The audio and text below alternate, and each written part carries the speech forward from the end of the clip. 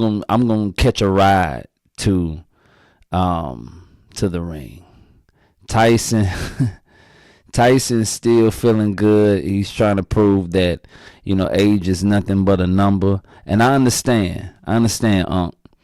But I saw the fight, and you every bit of 58. You might be a little older because of some of the shots that you've taken. For me, y'all can chase the tail. Pick so precise, it's like we're reading it in braille. Stacking all this money, there's no way that we can fail. The stats never lie. And here we go. Safe money. What it is, baby. You already know what it is. Welcome to the Safe Money Podcast, your go-to source for all the latest and greatest in the hip-hop and urban culture. We're here to break down the trending topics and give you the inside scoop and provide our expert insights on everything from the game day strategies to the culture. Whether you are a seasoned bettor, a sports fan fanatic, or just someone to let us stay on top of the urban scene, guess what? We have something for you, so stay tuned in, stay locked in, stay down, and let's make some safe money. What's good? What's good, everybody? Look, I hope everybody had a blessed weekend. We extended our weekend celebration just a little bit longer. Have an opportunity to witness, some groundbreaking activity, sports. Right? We have the Jake Paul and the Mike Tyson fight that took place this weekend on Netflix. Times have changed so drastically, man. I remember at one point, to see games like this, you had to go to pay-per-view. But now, all you got to do is just pay your subscription, man. Thank God I haven't. It wasn't the Mike that I was accustomed to seeing. I mean, come on, he's 58. All right, he's 58 years old. I knew Mike had pretty much, how should I say it? I knew he was in trouble when I saw him come down the runway. First of all, it was a long ass runway. All right. Jake Paul was smart. He said, "Listen, I'm gonna catch a ride to the ring." Tyson's still feeling good. He's trying to prove that, age is nothing but a number. And I understand, Unc. But I saw the fight, and you every bit of 58. You might be a little older because of some of the shots that you've taken. He really hasn't taken a whole lot of shots, but Evander 1 and 2, Lennox, Buster, so he hasn't taken a whole lot of shots, but the shots that he's taken, they add up. Physically he looked good. He still, I know he still has that fire and a whole lot of desire. I mean, hell, he got out there at 58. But when I saw him walking and he had that knee brace on his knee, I knew then. He should have called me. I'd have stepped in there for that. Was it 48, 20, whatever million? I'd have stepped in there for that. But hell, that was his call. He got in there. He did his thing. He always, with Tyson, you always have a puncher's chance. So I gave him that chance. So Save Money, we took him with the two, was it plus 225, 230, 240, something like that. We ran with him. I mean, he Jake Paul hit him. I don't think none of the shots that Jake threw were like, oh. I mean, to get in there and actually put Mike out, to sell out and put him out, you have to sell out to yourself. And he didn't want to get hit when he did that, man. Jake Paul mama didn't want him in the ring with Tyson. She remember watching him and the things that he's done. that Tyson, then that 88 Tyson, and this 2024 Tyson are two totally different Tysons. Now, if that ring was a little smaller and them gloves were a little thinner or a little smaller, I don't care. I was trying to tell everybody that was at the fight party, everybody that was at the Safe Money fight party, I was trying to get everybody to understand, if you put on, you don't have to put on the MMA gloves. Just put on some 8 ounces, right? Those gloves that Tyson had on and Jake had on were pillows. Both of my girls can go to sleep comfortably with those attached to the side of their head. They were not real gloves, man. They were not. They wanted. Look, neither one of them wanted to get hurt, but I believe Tyson was he didn't care. He's a gladiator. When we saw him in there, and the camera was switching, going from one dressing room to the next, and my boy had his ass out. He was in there with getting his prints on. I knew then this he came to fight. He came to fight. This dude came to fight.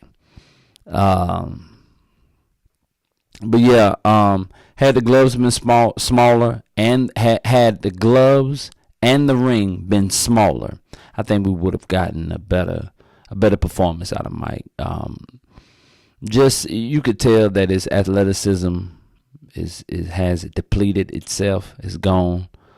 That's why it's good to, as much as you can. Tyson had a lapse where he didn't do anything at some point, right? And if you don't do nothing, man, you'll eventually lose it all. So yeah, it was a money grab. I'm not mad at it. Hell, I'd have got in there. Not with Mike, though. Nah, hell nah. No. Not at all.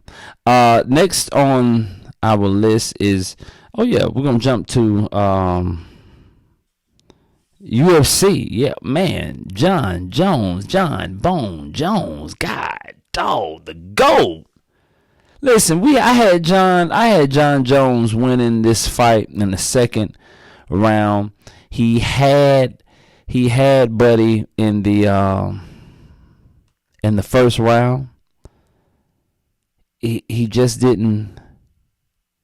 never finished it. Dude for miraculously, he was able to keep his composure. I don't know what's going on. Okay, so Jon Jones and Stipe. Like I said, Jon had Stipe in the first round on the ground pounding him, and elbows to the head. And what was so crazy, man, this white boy didn't bust. He didn't. I think towards the end he had a little cut up on his eye, but normally Jones busts you up once he gets you on the ground and starts striking you with those elbows. He could not bust Stipe up.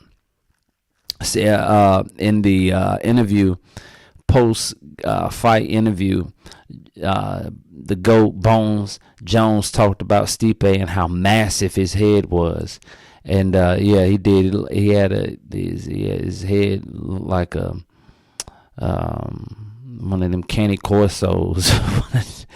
had a Saint Bernard head, a massive head. You feel me? And you couldn't miss it. He didn't. He was hitting him on it. But it was those body shots, the push kick, the side kick, and then that back kick to the solar flex that really put him down and ended the night for Stipe. Making Jones once again allowing him to defend his title again. And so I believe Aspinall right now is the one calling him out, trying to get a shot. But Jon Jones has made it clear that he would love to fight Alex Pereira, and I think that would be a decent fight. I think Pereira might have to come up. Yeah, Pereira will have to come up. I don't see Jon Jones coming down, and he's actually talking about giving away his title so that he can be free and just fight. I mean, this is no one is taking it from him, and he's like, "Listen, I don't even want it. I just want to get out here and be free and do my thing." Yeah, so I think that would be a good fight to see, a good fight to see between Jones and Alex. Alex is tough.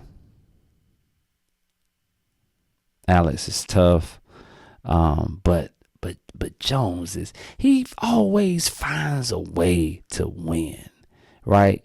Either you're standing up, he's gonna get you to the ground, and he's gonna either bust you up or he's gonna submit you. So yeah. He blew. So like I said, we had him like a plus 250 to end it in the first 2 rounds, and my nigga went and ended it in the third. I knew it wasn't gonna be a decision. When I saw that plus 400 for the decision, I said, nah, that's too easy. That's too easy. And these are heavyweights, and Stipe can hit. Stipe can punch. You feel me? So, I didn't see it going the distance. But yeah, it'll be interesting to seeing who Jones fight for the next weekend. I'm sorry, the next pay-per-view weekend. It'll be interesting to see who he gets in the octagon with, man. I would like to see Alex Pereira. Y'all can throw in the comments who you all would like to see Jones to get down with, man. I would like to see Pereira Chama. Yes, I would like to see that. I think Jones submits him. Yeah, I think Jones submits him. Yeah, really, yeah. All right, hey, look, we have the season tournament. The season tournament, NBA. I have 2 games for you. We're not gonna be here too much longer. I have 2 games for you. Cleveland Cavaliers. Let's talk about it. Cleveland Cavaliers 11-4 against the spread, facing the Boston Celtics, who are 7-7 against the spread. When it comes down to these 2 teams, the Boston Celtics are 11-3, and they are second in the Eastern Conference. And the Cavaliers are 15-0. They're number 1 in the Eastern Conference. So you have 1 and 2 going head to head. This is tailor made, baby. This is tailor. It's at 7:00. Listen, we already know the top dogs for these 2 teams. I believe at the end of the day,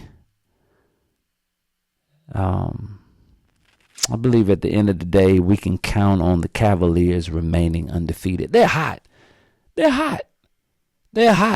Now, Save Money, we'll take them with the points, but do not be deceived.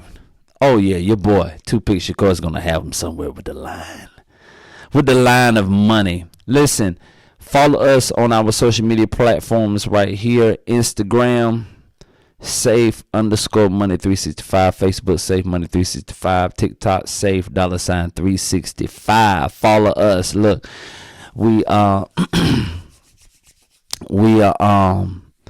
getting ready for the play-in tournament. We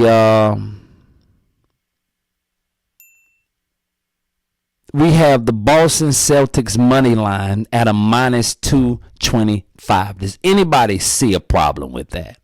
I get it. They're the defending champs. I get it. Tatum is playing. I get it. You have the Olympian, Jason Tatum. You have the Olympian, Drew Holiday.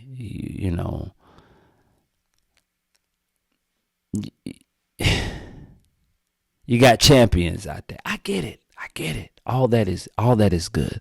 But minus 225.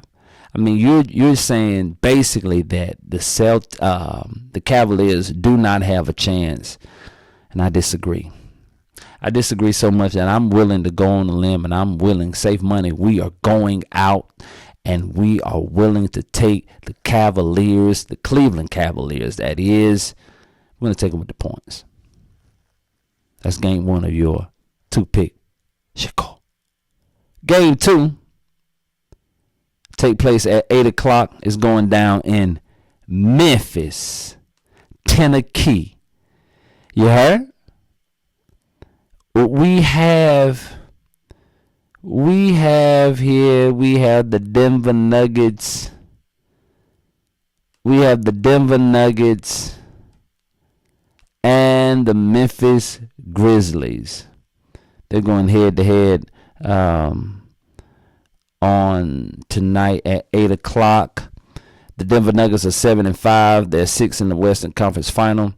They're facing the Memphis Grizzlies, who are 8-6, 9th in the Western Conference.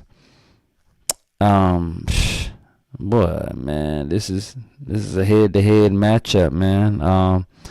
Denver 4-7 against the spread. Memphis 9-5 against the spread.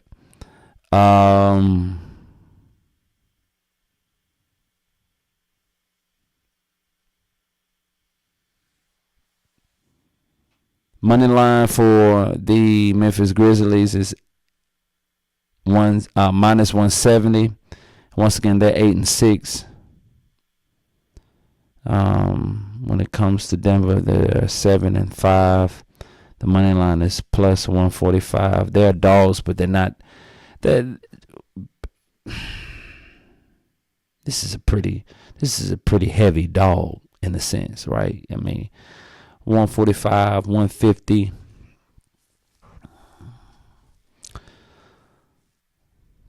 They're saying that they have a chance, but they don't have a chance. It's minus 170. I find a problem with the spread is 4. I don't. I understand Denver's having a lot of issues, and Memphis has the big man out there, and we cannot negate. And then my boy Two Pistols back, my boy Jai back. You know what I mean? 2 pistols and a hand grenade. He outside. You know what I'm saying? He outside. So, man. Oh, man. I like Denver with the points, too.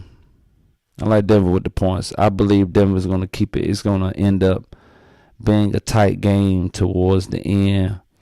I'll give the edge to Denver, all because of the Joker. Memphis has a lot of players out, dealing with injuries. And the guys that they have on the bench, you know, they're not as developed as Denver guys, as Denver players. So I'll take Denver with the points. Your two-pick Shakur, Cleveland Cavaliers, and the Denver Nuggets. That's our play for today. Let's get the money talk. Now, y'all know last week we had Miss J with us. I hope you guys enjoyed her. I had a couple of people on social media, you know, even personally to email us. Twitter, really, that's where all the filth is, the mess. It goes down on Twitter. They had different questions. They wanted to know our point of view, or just, you know, I don't know. I never proclaim to be an expert on relationships or anything of that nature. I just give my best. I just give. Not my best. I just give my perspective, how I feel about certain things. It just depends on what side of the bed I wake up. Which it depends on how my children are positioned. Miss J came through and helped us out with with Money Talk. But I told you we're gonna end up calling, when Miss J come around, instead of it being Money Talk, we're gonna call it Dirty Money, because there was a lot of dirty things from relationships to sex, and I thought it was a good show. So yeah, Miss J will be back, real soon. We're actually trying to work out something where she can come back and it's a pop the balloon type segment. That'd be dope. Here goes Money Talk for you today. Money Talk, Money Talk is I give a little nugget of inspiration in regards to life and different things. When we get into this money, you got to change up. You got to change up. You can't continue to walk the same and do the same thing. So real quick, Money Talk. Your word of encouragement today. Courage doesn't mean you're never afraid. It's just you never allow fear to get in your way. Right? You can be, Tyson confessed that he was, he had some fear coming into this Jake Paul fight. But he still walked down the aisle, which means he did not allow it to get in his way. I'm sure Jake Paul, that's Iron Mike. He may not be the Mike that won the belt at the age of 21. Now, Jake had never had a chance against that Mike. And I hope everybody is able to agree with that. Jake Paul would have never had a chance against that Mike.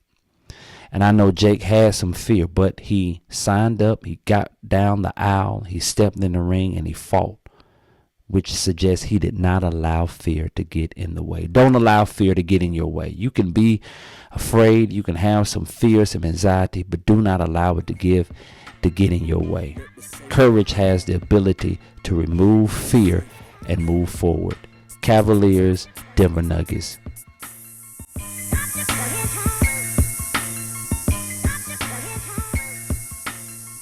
Let the safe open up.